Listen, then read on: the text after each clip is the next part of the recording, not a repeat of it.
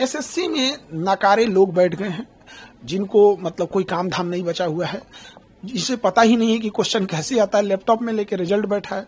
Police का बर्ताव भी बहुत गलत था। हमारे एक शिक्षक को एक अमानवीय भाषा बोली गई पुलिस के द्वारा। पुलिस भी ना भूले कि हम लोग भी पढ़ा रहे हैं बच्चों को और हम अपने लिए नहीं लड़ रहे हैं। जो भी शिक्षक हैं आज भारत के एकजुट हुए हैं, अपने लिए नहीं, इन्हीं के लिए कर रहे हैं। जो संस्था ऑलरेडी ब्लैक लिस्टेड है उसको एसएससी ने टेंडर कैसे दे दिया?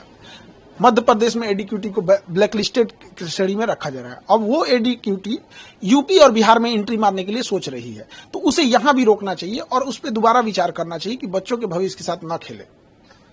एक अंतिम सवाल है खान सर, पूरे देश में भी जितने भी वो प्रोटेस्ट चल रहा है एसआईआर को लेकर, चाहे वो पार्लियामेंट को लेकर और विपक्ष सभी लोग कर रहे हैं कि क्या लगता है जिस तरीके से चुनाव आयोग में जो ये समय भी चुनाव, बिहार में भी चुनाव भी साल है यहाँ पर, तो खान सर का क्या रहेगा एसआईआर को लेकर? देखिए, चुनाव आयोग हो गया, सुप्रीम कोर्ट हो गया, ये जो संवैधानिक संस्थाएं होती हैं ये राजनीति और पार्टी दलगत चीजों से ऊपर होती है, तो इनको कहीं ना कहीं इससे देश का भी साख जुड़ा होता है, तो इन्हें स्वतंत्र रूप से काम करना चाहिए और थोड़ा मीडिया को भी इसमें सजग होना चाहिए। क्या है कि मीडिया चुनाव से पहले ओपिनियन पोल दिखाने लगती है, तो आप जब 2 महीने से किसी चीज को दिखा रहे हैं कि ये जीतेगा, ये जीतेगा, ये जीतेगा, फिर चुनाव के दिन अगले दिन एग्जिट पोल दिखाने लगते हैं, फिर अगले दिन विश्लेषण करने लगते हैं। अब एक जो इंसान, एक साधारण इंसान घर में टीवी पे देख रहा है 2 महीने से फलाना पार्टी जीतने वाली है, जीतने वाली है, अचानक जब कोई दूसरी जीतेगी तो क्या बोलेगा?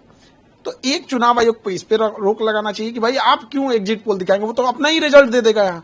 दूसरी कि चुनाव आयोग को हमेशा देश के प्रति सोचे और अगर कोई भी एक व्यक्ति छूट रहा है तो ना छूटे यहाँ पर। हाँ, जो इलीगल है वो बचना भी नहीं चाहिए। Aim right, achieve big. At KR Mangalam University, we provide you the platform to turn your dreams into reality. At KR Mangalam University. और जो योग्य है उसका नहीं करना चाहिए। अब चूंकि बिहार में ये समस्या इसलिए हो जाती है कि यहाँ पे बहुत सारे मजदूर पलायन किए हैं रोजगार के लिए, तो वो इतना जल्दी आ नहीं पाते हैं, तो ये एक बड़ी समस्या है। इस पे हमको लगता है चुनाव आयोग और सुप्रीम कोर्ट जो भी हो इसे अच्छे से इसे फाइनल कर लेंगे लोग। 65 लाख लोगों का बिहार में कटा है, वोटर लिस्ट से नाम कटा है।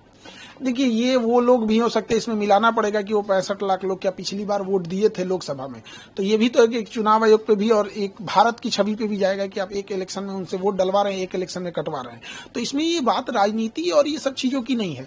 एक वर्ल्ड हमें किस नजर से देखेगा, फिर हमारी रैंकिंग लोकतंत्र में कहाँ जाएगी। तो हमेशा ऐसा स्टेप होना चाहिए कि देश सर्वोपरि होनी चाहिए, राजनीति दल ये बाद की चीजें है, देश रहेगा तो सब रहेंगे। तो ये बड़ी जिम्मेदारी आती है, खास करके सुप्रीम कोर्ट, चुनाव आयोग जैसे निष्पक्ष संस्थाओं की ये जिम्मेदारी बन जाती है।